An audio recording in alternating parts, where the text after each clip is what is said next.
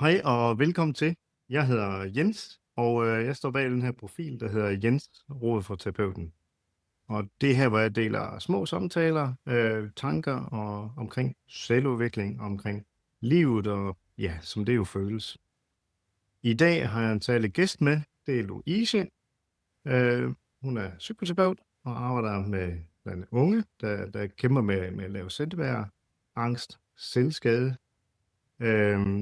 Det bliver sådan lidt en uformel og ærlig samtale om, hvordan det føles at være ung og presset, og hvad der kan hjælpe, når livet føles lidt tungt. Så er du nysgerrig på mennesker, følelser, måske endda dig selv, læn tilbage og lyt med. Så lad os springe ud i det. Ja, hej Louise, og velkommen til. Og ja, tak fordi du lige vil sætte lidt tid af til en lille snak. Jeg tænker måske, du lige kunne prøve at lave sådan en kort intro om, hvem er du, og hvor arbejder du henne fra, kan man sige. Ja, jamen tak fordi jeg må være med. Jeg hedder Louise Brodersen og er psykoterapeut ude i Middelfart. Jeg har min klinik ude i Teglgårdsparken i Middelfart. Og så kommer jeg på efterskole, hvor jeg også taler med de elever, der må have brug for det derude. Derudover er jeg sygeplejerske og har været det i mange år. Ja, så det er sådan lige kort lidt om mig. Ja. Og til dem, der sådan lige tænker, Middelfart, hvor nu lige i det her henne i landet, Ja. kan du godt sige, det er sådan, er det mellem Odense og Vejle, eller hvad vil du selv sige? Ja, mellem Odense og Vejle, det er Kolding og Vejle, Kolding, Odense. Ja, nemlig. Altså, det er jo nemt for os, der ved det. Jeg tror, Ja, den på Vejle, okay. ikke godt? Så, yep. Jamen noget, jeg sådan lige er nysgerrig på, det er egentlig, fordi jeg tænker det her med, det er jo personlig udvikling, selvudvikling og sådan noget, vi arbejder med og snakker om. Og nogle gange kunne det være rart lige at høre, altså, hvordan er du kommet ind i på den her rejse? Fordi det er svært ikke selv at lave lidt selvudvikling, når man bliver psykoterapeut. Så hvor begyndte det egentlig henne, at du begynder at tage den uddannelse? Ja, altså jeg tror, når jeg kigger tilbage, så har jeg jo altid som ung interesseret mig meget for det psykologiske felt, kan man sige. Men jeg blev jo uddannet sygeplejerske og har været sygeplejerske i rigtig mange år. Og jeg tror egentlig sådan, jeg for alvor fik øjnene op for det her, netop ved, at vi i sygeplejen står med meget komplekse situationer og meget følelsesladede situationer, som er meget afhængige af, at dem, som du er sammen med, altså man er meget afhængig af, hvordan de takler det. Informationer og i det hele taget adfærd og så oplevede jeg lidt, at som sygeplejer, så har man næsten altid travlt. Ja. Og man oplever nogle forløb, som tit går hurtigt, og det skal de jo mange gange. Men man oplever også, at selvom det måske ikke er akut eller store traumatiske ting, så har du er hele tiden tidsbegrænset, og du har en begrænset opgave. Så selvom folk nu kommer og er lidt kede af det, men du skal give noget information, så er din opgave at give informationen, for eksempel. Og jeg ville så gerne kunne tage det hele med. Ja. Jeg ville så gerne kunne favne det hele. Ja. Og som psykoterapeut får man jo lov at følge det til dørs, om man så må sige, og rumme det hele, og frem for alt gribe det, der lige er vigtigst i rummet. Der har du ikke... Du skal ikke også tage et hjertekardiogram eller lægge et kateter samtidig med. Så dedikerer dig helhjertet til at være til stede med lige det, der er vigtigt her nu. Ja. Så det, ja, og jeg blev ved at mærke det, der sagde, det der med at rumme, altså den her samtale, og det der nu, det de møder, når de sidder, når de møder sygeplejersken. Ja. Jo. Så nu snakker du lidt om det her med, at du har ligesom din egen praksis, og du har også lidt forbindelse med den her efterskole. Og altså, hvornår vidste du, eller hvad var det sådan, der gjorde, at du sådan, okay, det er særlig spændende, her kan du virkelig gøre noget i forhold til de unge? Jamen, jeg tror, mens jeg læste psykoterapeut, blev jeg meget optaget af de her altså traumebehandlinger, og blev meget nysgerrig af den vej. Og så tror jeg egentlig bare, det blev sådan lidt naturligt med tiden, at det var mange unge mennesker, som opsøgte mig, eller forældre med unge mennesker, der havde det svært. Og egentlig så blev det bare naturligt, tror jeg. Mm. Og så kan man sige, var det nu også så tilfældigt eller naturligt? Og det var det måske nok ikke. Altså, jeg er selv mor til 4, og jeg har selv haft en ungdom, som bød på nogle store udfordringer, som blandt andet omhandlede altså selvværd og forskellige problematikker i mit eget liv, der gjorde, at jeg nok sådan har en særlig indføling Ja. af de unge mennesker, og en særlig omsorg for det sted, de står i livet, hvor jeg tænker, men der er nogle bagager her, de ikke skal have med sig i 30 år, Ja. som vi godt kan ryste, som vi godt kan sætte et sted. Ja, Eller lette. Ja, altså det behøver ikke nødvendigvis at blive ved. Nej, og jeg Sådan, synes, hvorfor skal vi først have fat i dem for mit eget vedkommende, når vi er Ja. 50? Eller, Ja, altså, hvorfor skal vi bære på dem? ja, Vi skal lære af dem, og så skal vi simpelthen have lov at være mere helstøbte mennesker og ranke ryggen og komme videre. ja. Ja, så derfor fik jeg nok lidt en forkærlighed lige Ja. på det felt. Ja. Mm. Ja, og jeg tænker egentlig, det er meget med det der med, at man er som psykoterapeut, det der med, at man selv prøver nogle ting i livet. Ja. Og det lærer man så at håndtere, og hvad skal man sige, at tage en psykoterapeutuddannelse, det er i hvert fald bare, altså det er gange 100, at man lærer en masse derom, så det virker jo ret naturligt. Jeg kom Ja. til at tænke på, jeg havde en lærer, da jeg selv tog psykoterapeutuddannelsen, hvor der var sjovt nok mange kvinder på den, også i den klasse, men vi var der et par mænd, og så var der nogen, der sagde, jamen, hvordan kan vi undgå at ødelægge vores unge, vores børn, med den indsigt, altså nu, vi har fundet ud af, hvor meget vi påvirker den næste generation, vores børn, ikke? Og så sagde ham læreren sådan, efter lidt pause, så sagde han, altså det kan I ikke. Nej. Og det kunne jeg godt høre, det gav et sus i hele klassen. Altså, kan vi ikke, altså, nej, det vil I nok gøre i en eller anden udstrækning, ødelægge jeres børn, siger han så. Og så sagde han, men I kan lære jeres børn, jeres unge, at det behøver ikke at blive ved. Nej. Man kan gøre noget, man kan række ud hjælp. Og det er det, jeg synes, der er så fint, fordi det er det, du gør. Det er det, jeg hører, du gør. Og du har ligesom selv gået noget den der vej der. Plus at jeg er heller ikke fortaler for, at vi skal rydde vejen for dem, og jeg er heller ikke fortaler for, at hvad kan man sige? Altså, det er jo fordi, der skal opstå problemer, men der opstår problemer i vores liv. Og det går større eller mindre i alles liv. Men der er forskel på, om vi kommer ud af problemerne stærkere, klogere og gladere til næste gang, vi render ind i næste bump, eller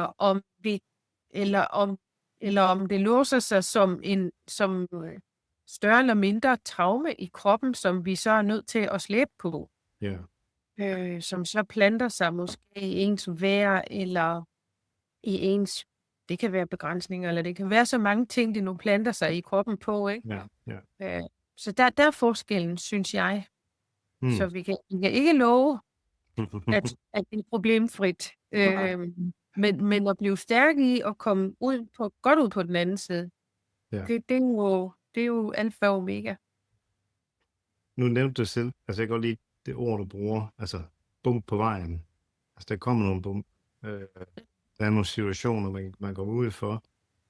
mm, dem du hjælper, Mm. hvad er det typisk for nogle, kan man sige, bump på vejen, de møder? Hvad står de i, når de, Ja, når de møder dig? ja, ja. Og det har jeg også tit tænkt over, og jeg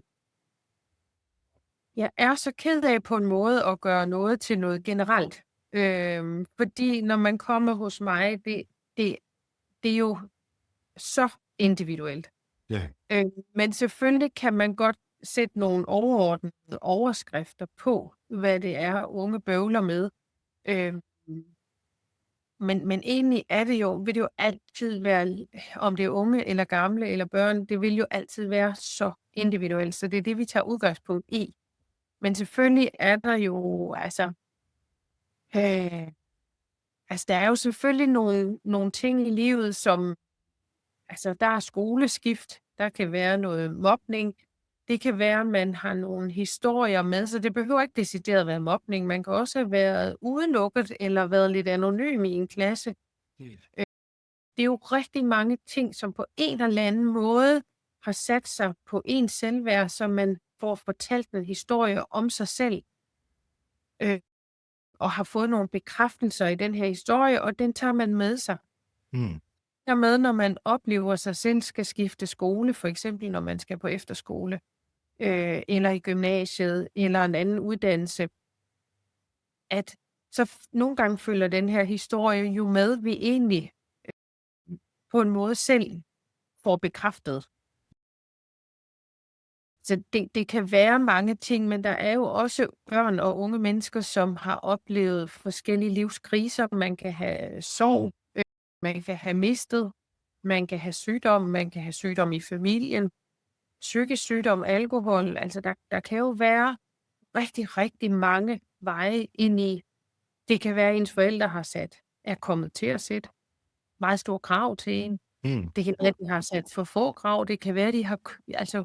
jeg vil sige, curling har også været pakket for godt ind. Så det pludselig er noget, der bliver svært. Så det spænder meget, meget bredt. Det er en svær balance at være forældre der, kan man også sige. Ja, det er det. Ja. Meget, rigtig meget.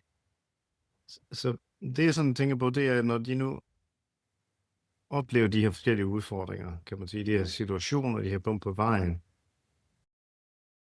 så tænker jeg på, en af årsagerne til, at man måske får lyst til at undersøge det her med terapi, kan terapi være noget, der kan hjælpe en eller ens barn?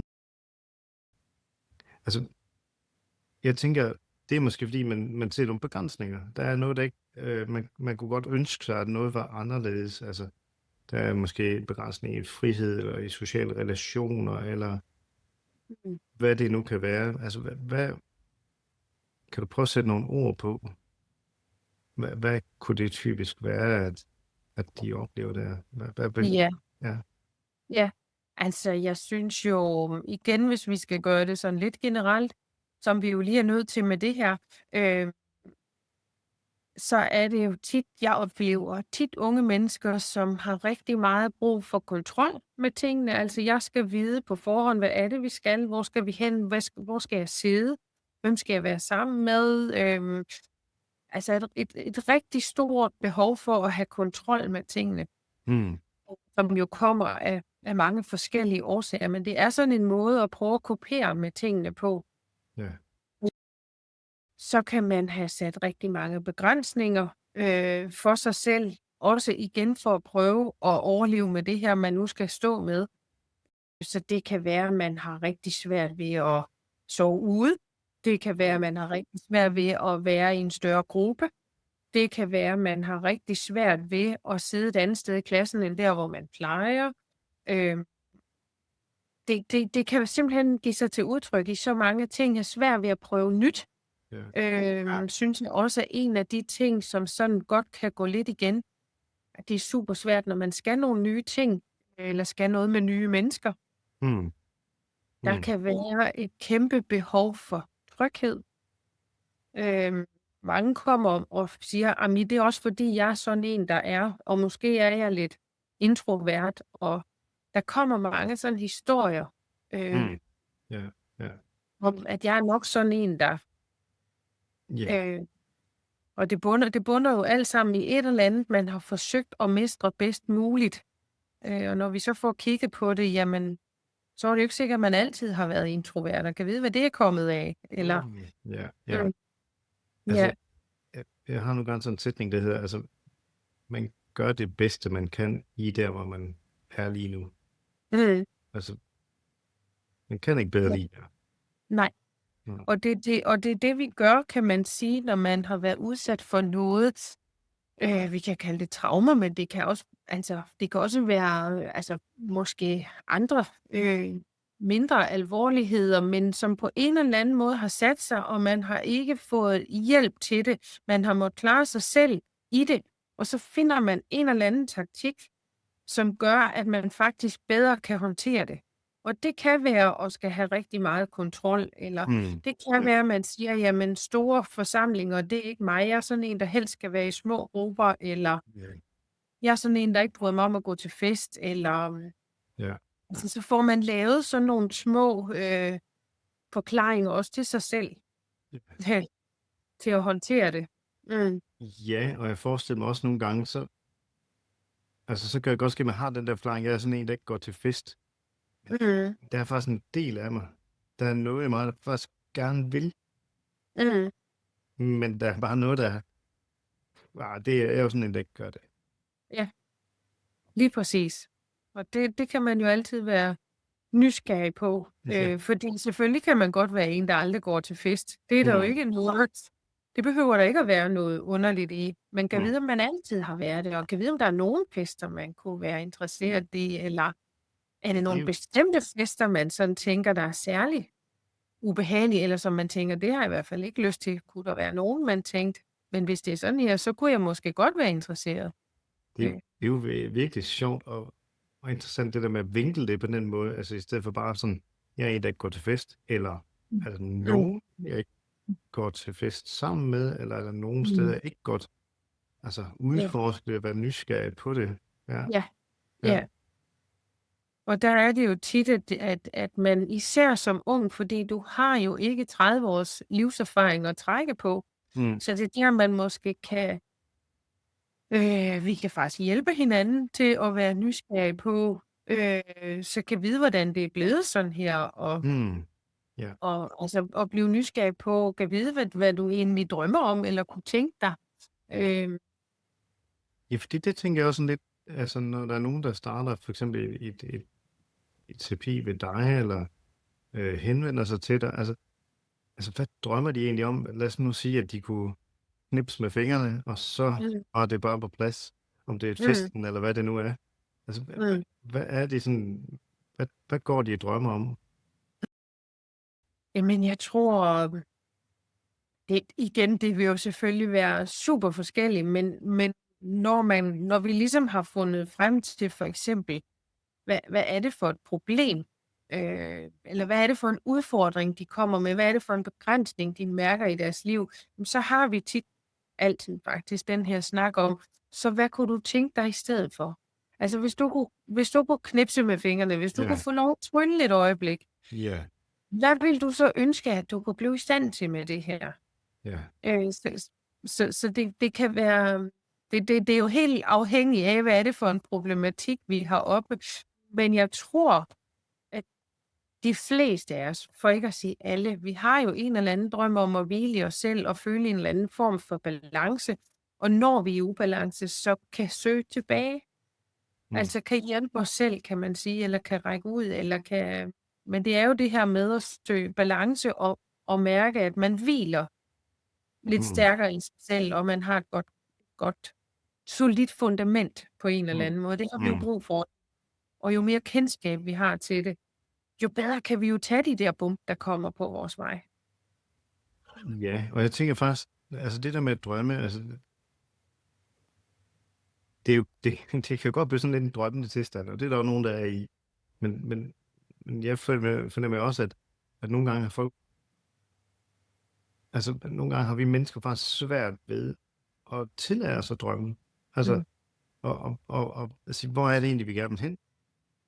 Og jeg forestiller mig selv, at men som ung, og der ved verden altså, det er super kompleks i forhold til, da jeg skulle finde ud af, hvad jeg ville være, da jeg blev større. Altså, der er bare sindssygt mange muligheder i dag i forhold til, altså, Mm. og så kan man slet ikke egentlig sådan sige, okay, hvad er det egentlig, jeg drømmer om? Mm. Hmm. Nej. Øhm, Igen, der nævner du jo også selv en af de ting, som er på spil i mange. Det er jo sådan det der krav om, hvad er det, jeg skal? hmm. Hmm. Altså, Ja, det er jo også helt klart sådan en, altså, og hvordan altså vi er så optaget i dag i samfundet, og hvordan kommer vi derhen? Altså, det skal du have vide meget tidligt i ja, folkeskolen faktisk. ja, Allerede skal man skrive opgave om, hvor ja, skal vi hen, og hvor kommer vi derhen? ja, Jeg tror nogle gange, vi overser noget meget vigtigt på den rejse. Jeg tror faktisk, vi overser vigtigheden af at finde ud af, hvor skal jeg ikke hen? ja.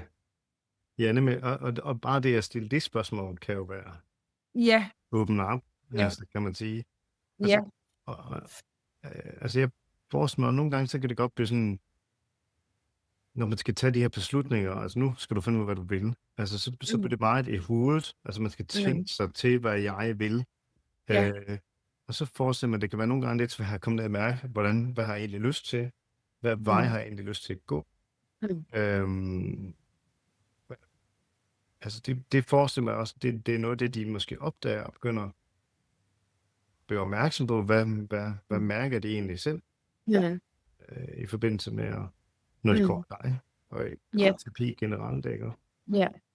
Og faktisk også få lov til at drage erfaring af og finde ud af, hvad er det, jeg ikke skal.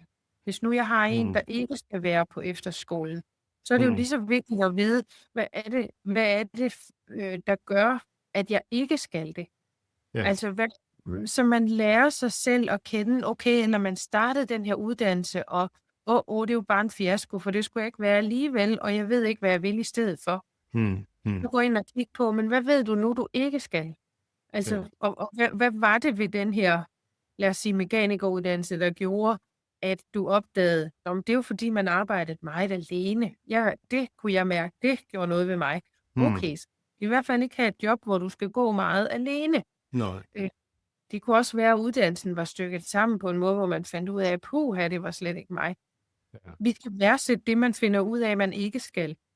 Ja. Der er så meget læring i det. Ja, altså, nu kan man ikke se det her, men jeg har faktisk på en væg, der står der, at altså, husk, at når du vælger noget til, så vælger du også noget fra. Ja. Og når du vælger noget fra, så vælger du også noget til. Ja. Altså. Og læring er også at finde ud af, hvad jeg ikke skal. Ja. Fordi der lærer du noget om dig selv. Du lærer noget om dig selv som menneske. Du lærer noget om dine egne værdier. Og det tænker jeg, vi som samfund er blevet rigtig dårlige til at tillade. Du skal vide, hvad du skal. Og det er en fiasko, hvis du må melde pas på det. Hvis ikke det var det, du skulle alligevel. Hvis du nu ikke er sådan en, der skal på efterskole. Men vi skal kigge på, altså, vi skal kigge meget bredere og meget mere åbenhjertet. For der er masser af læring i at finde ud af. Så når nu jeg opdagede, at jeg var ikke en, der skulle gå på en efterskole med 150 elever. Godt så. Men så betyder det jo, at jeg skal kigge den her vej. Eller så ved jeg, at der er noget, jeg kan begynde at sortere fra. Og det er lige så vigtigt, synes jeg. Ja. Så jeg tænker sådan, altså, nu snakker du jo meget med de her unge, og jeg forestiller mig, at du ser den der transformation, som jeg vælger at kalde det, at altså fra de tænker rigtig meget, og så til de mærker, altså begynder at opdage, og måske også, og måske sådan endda lidt lige i små bidder, måske tør at drømme lidt om, hvad er det egentlig, jeg vil selv, altså mig. Altså, hvordan, jeg er så nysgerrig på, jamen, når de opdager det, altså hvordan ser det ud for dig? Fra din stol af, når du ser det ske? Altså, jeg tror, jeg kan jo mærke, at det afhænger rigtig meget af måden, man spørger. Altså, jeg er jo ikke den, der sidder og giver gode råd. eller deler en masse erfaring ud. Så jeg gør jo rigtig meget i at få de unge mennesker til at, og det er jo noget, der er rigtig, rigtig svært, det er det også for alle os andre, Mm. og faktisk tillade at mærke efter. Ja. Altså mærke efter nede i kroppen. Og når man tillader det, og når man får adgang til det område, og når hvad kan man sige, hovedet og kroppen arbejder sammen, så kommer der det her, men der kommer sådan nogle skønne oplevelser af, og at man som, og det er jo ligegyldigt, om man er ung eller gammel, men den her oplevelse af, men det er mig, det er mig, der er sådan her, det er mit ståsted, det er mit DNA på en eller anden måde, og når du får fat i det, så står man stærkt på det sted, for du kan mærke, det er dit. Ja. Ja. Og det er sådan en forskel fra, om jeg for eksempel sidder og siger til dem, men jeg kan se, at du er god til sådan og sådan og sådan. Eller de kan mærke, jeg er faktisk sådan en, jeg har lige opdaget, jeg er faktisk en, der er god til det her. Ja. Når de kan mærke det, og vi kan arbejde med, kan vide, hvad det er, du kan mærke, og kan vide, hvad det er, du tænker omkring det, og hvordan har du opdaget det, og har du prøvet noget tidligere, der minder om. Men så kan man virkelig begynde at mærke det indeni. Og det er virkelig forskellen. Ja. Altså, jeg kom så til at tænke tilbage til en gang, da jeg begyndte at opdage det her med selvudvikling og terapiens verden. Altså, da jeg sådan begyndte at mærke, altså nu er jeg meget i hovedet. Jeg havde en karriere, hvor det gik vildt for sig. Altså, det var meget store jobs i en ung alder og sådan noget. Meget hjerneagtigt, hvor jeg sådan tænkt over tingene hele tiden. Så var det lige pludselig begyndt at opdage, der er faktisk, altså under halsen, der er faktisk noget nedenunder her, der sender nogle signaler. Og jeg blev faktisk sådan lidt skrækket over det også. Jeg tænkte, okay, er der noget galt med kroppen? Er jeg ved at blive syg, dårlig? Skal jeg til lægen? Og så videre. Og det havde jeg i hvert fald overhovedet ikke tid til, kan jeg huske. Der skete alt muligt andet i mit liv, ikke også? Så jeg forestiller mig det der med, at det er der også nogle af dem, der er ved dig, at når de begynder at mærke det her, hvad er det lige, der sker? Jamen helt sikkert. Helt sikkert. Og sådan lige, der er lige noget, der springer sådan i mine tanker, når vi snakker om det, og det er jo især det der med, hvad tænker andre om mig? Altså som jo er sådan en, hvor vi faktisk er lidt ude af os selv, og hele tiden agerer ud fra, hvad synes de andre i klassen, eller hvad synes læreren, eller hvad synes forældrene, så er man sådan hele tiden ude af sig selv. Så det der med på en måde at få lov at komme hjem og mærke, og så når du kan forstærke det i, at du også kan mærke det nede i kroppen, og det er jo, nu siger jeg lige maven, fordi det er tit, der er mange af os, der er også det her udtryk med, at det er min mavefornemmelse, ikke? Ja. Men når man virkelig kan få fat i, det gav ro i maven, at vi snakkede om det her, og det gav ro i maven, at jeg lige fik øje på, eller så har man på en måde taget et ejerskab, man kan mærke, hvis man kan sige det sådan. Og det er jo ikke, fordi det ikke har været der, men man har været så optaget af, hvad tænkte alle andre, at man faktisk ikke kunne mærke, hvad tænkte jeg selv. Så at få fat i den, er jo simpelthen så befriende, og så lettende, og så rart. Så kan det egentlig godt være, at det viser sig, at det var noget andet end det, de andre ville. Men det er faktisk altså, så gør det faktisk rart. Og det gør det ikke forkert, og det gør det til et sted, man godt kan stå ved. Ja. Og det er jo hele humlen, kan man sige, med unge mennesker, og for så vidt også alle os andre. Det er jo at få fat i det sted. Fordi der kan vi stå stærkt. Og jeg tænker også lige så meget, altså det der med, det her har jeg ikke lyst til, eller det her, det har jeg lyst til. Altså, jeg var lidt i tvivl. Jeg tænker måske meget på, hvad synes de andre? Men nu mærker jeg lige efter, jamen jeg har faktisk også lyst til det her. Ja. Og så er det meget nemmere at sige ja, og være rigtig med i. Ja, og det kan også være, at man opdager, at jeg har faktisk ikke lyst til det, men jeg gør det alligevel, fordi, og så kan det jo også være okay, bare du lige har været hjemme og mærke, det er faktisk ikke mig, og skal til den her fest, men jeg holder rigtig meget af de her veninder, så jeg tager faktisk med sammen med dem, og når jeg så ikke synes, det er sjovt, så tager jeg måske hjem. Men du har mærket, du har anerkendt det, du egentlig selv og så kan man træffe en beslutning ud fra det. Ja, Øhm, ja, ja, det er godt. Ja, det er rigtigt. at komme hjem til os selv, det er altid en fornøjelse. Ja, Men det er svært. ja. Altså, nu bliver jeg sådan lige lidt nysgerrig. Der er noget om bag ved væggen. Er der om på Ja, væggen? Ja. ja, Er det kyllinger, du har deromme, eller? ja. Det er Ja, simpelthen min yoga-kyllinger. yoga-kyllinger simpelthen. Ja. Det er så lidt sjovt. Nå. Ja, Ja. det, jeg elsker at lave yoga, og er også yogainstruktør. Jeg har lavet mange Mm. skøre ting. Det har altid været vilde ting. Med Mm. alderen, så er jeg gået fra fodbold og alle mulige vilde ting til at ende på yogahylden, Okay. blandt andet. Ja. Og de her yoga-kyllinger, ja, unge mennesker de har ikke godt af at lave yoga, for de har ikke så tit ro Mm. i kroppen, som vi gamle har på samme måde. Men der er noget af det der med at komme hjem til sig selv. Mm. Og det skal man også som kylling. Jo bedre Ja. man kan få fat i det som kylling, Ja. kan man sige, jo stærkere står du faktisk. Ja. Ja. Fantastisk symbolik. Det er et skønt arbejde Ja. at hjælpe Ja. kyllingerne med at komme hjem til at mærke sig selv. Det har været Ja. virkelig dejligt Mm. at have dig med her i dag. Ja, i lige måde, Jens. Vi kom lidt omkring. Ja. Ja. Og så sidder jeg og tænker på, altså nogle af de her interviews, som jeg laver, det er jo sådan til inspiration.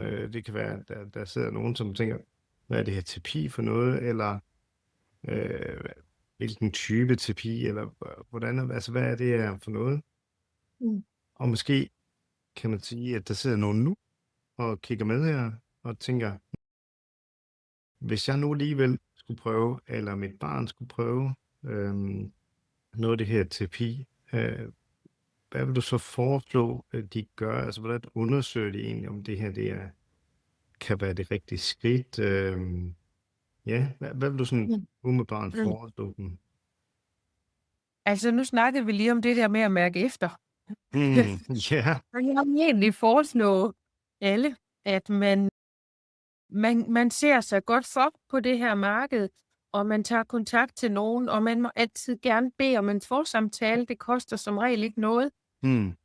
Og så kan man mødes, eller man kan ringe i telefon sammen, og man kan få en snak om, hvad handler det her lidt på overfladen om selvfølgelig, fordi man skal jo ikke i dybden med det til en forsamtale, men man kan få en fornemmelse af hinanden.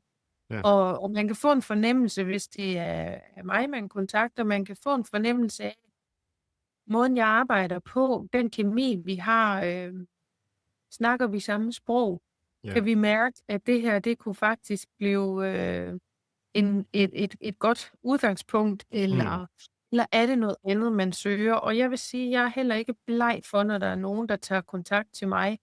Jeg er heller ikke bleg for at sige, hvis jeg ved, at en af mine kollegaer er super dygtig lige på det, de ringer med til mig, så er jeg faktisk heller ikke bleg på at give dem videre. Og sige, jeg kan høre det her, og det er ikke, fordi jeg ikke vil hjælpe dig, men jeg ved en, der, som jeg synes, måske har specialiseret sig i det her felt. Jeg er heller ikke bleg for at vejlede eller råde lidt i det, kan man sige. Nej. Så det er at mærke efter, om man synes, at kemien er der. Og man binder sig ikke. Nej. Altså, Så melder man sig til en samtale, kan man sige, jamen, du har ikke bundet dig til 10.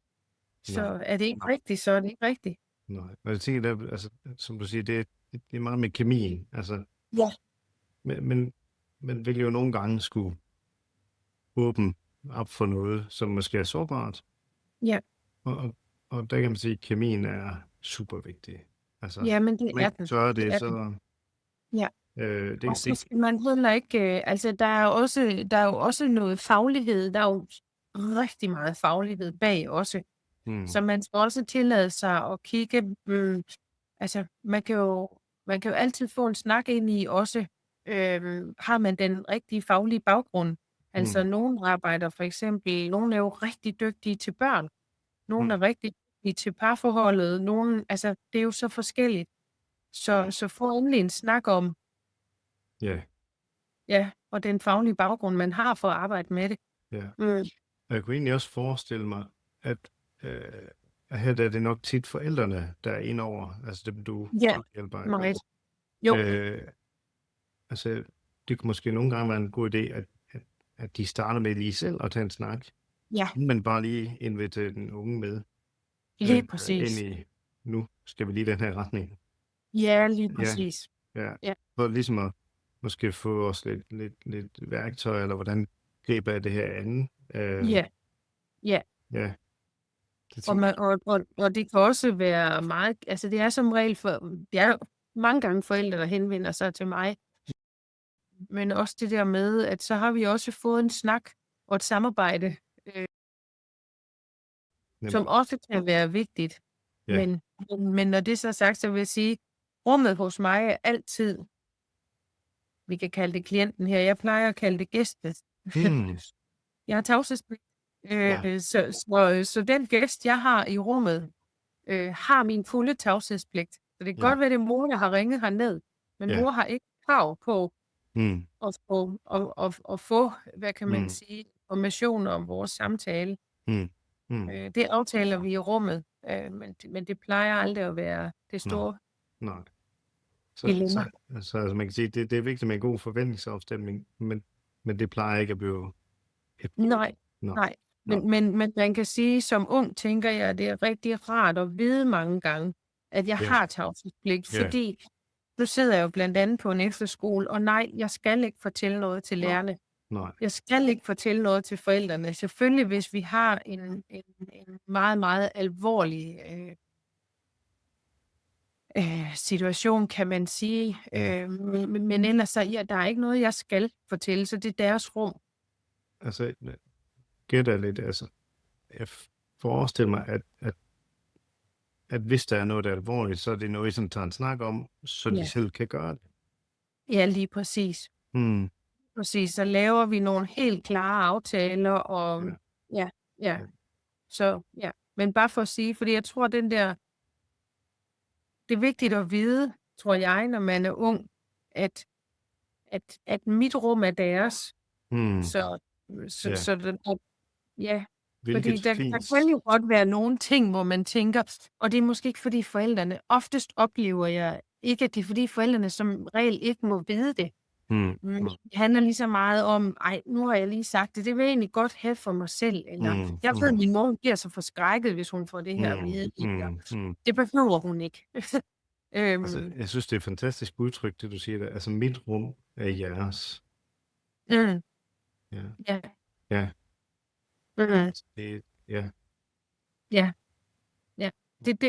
Jeg synes, det er en af de ting, jeg oplever for de unge, der er rigtig vigtige at vide. Så man kan godt sidde og sige, jeg har en sød mor, men nogle gange kan hun godt være. Eller lærerne på skolen, jeg synes, det kommer ikke videre. Nej. Lige jeg får sådan lige lyst til at spørge, altså hvis nu der sidder en og ser med her, der godt kunne tænke sig, at det kan godt være, man kender en, der kunne have brug for din hjælp. Altså, hvordan kommer man i kontakt med dig? Jamen, man kan jo enten ringe til mig, eller man kan gå på min hjemmeside. Der kan man finde alle oplysningerne, og man kan fra min hjemmeside sende en mail til mig. Så enten ringer eller skriver jeg tilbage. Ja. Så, og jeg plejer at svare hurtigst muligt. Ja, fordi jeg ved, at når man har været så modig at tage kontakt til mig, så er det nu. Det giver super god mening, fordi det kan være for nogen, for mange. Altså, der går nogle tanker forud. Nu er man ligesom klar. Ja, lige præcis. Og jeg har jo som sagt klinik ude i Teglgårdsparken. Det er sådan et fedt sted, hvor man kan sådan komme og være ret anonym, hvis man kan sige det sådan. Man kan komme hertil uden sådan at blive set, havde jeg sagt. Hvis man nu har brug for at liste ind ad døren. Det er helt det tror jeg, vi alle sammen kender. Eller hvis man går herfra og har været ked af det. Så er det rart at vide, at man sådan kan liste ud uden at og lande nede på gågaden, ikke? Det er rigtig fint. Jamen, altså, jeg vil sige tusind tak, fordi du vil Ja, være selv med. tak. Og til dig, der sidder ude bag ved skærmen, tak fordi du har set med. Jeg håber, det giver lidt inspiration, lidt tanker. Og selvfølgelig, hvis du nu sidder og tænker, jeg kender lige en, som måske kunne have godt at se den her video, så skal du selvfølgelig endelig dele. Louise er kommet med rigtig mange gode ting, synes jeg, i den her snak. Så, og hvis du godt kunne tænke dig at se flere af de her snakke, jamen, så kan du bare følge med på den her profil her, hvor der kommer flere samtaler, sådan ligesom den her, med flere ligesom den her, og flere, der ikke er ligesom den her, tænker jeg. Så ja, jamen, jeg vil bare sige, have en fantastisk dag, hvor vi igen gør en forskel for hinanden. Hej. Selv tak.